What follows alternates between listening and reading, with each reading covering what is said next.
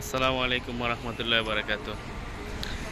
আজকে গাজার যে অবস্থা, ফিলিস্তিনের যে অবস্থা, এই যে আরব দেশ কান্ট্রির মানুষগুলো এইরকম নিরাই বইতাছে, আসলে এটা অত্যন্ত খুব কষ্টের বিষয়। কারণ হয়েছে আজকে গাজার যে অবস্থা, আপনি বলেন গাজার কালকে দেখছেন নি গাজার ফিলিস্তিনে?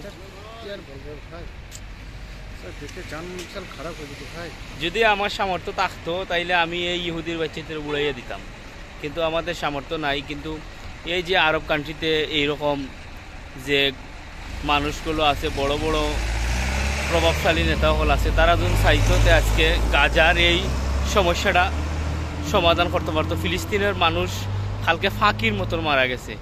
কালকে ফিলিস্তিনের ইমামর আজান শুনিয়া নিজের চকুর পানি এসে পড়ছে, কিন্তু আমাদের তো সামর্থ্য নাই যে এটা নিয়ে প্রতিবাদ করব।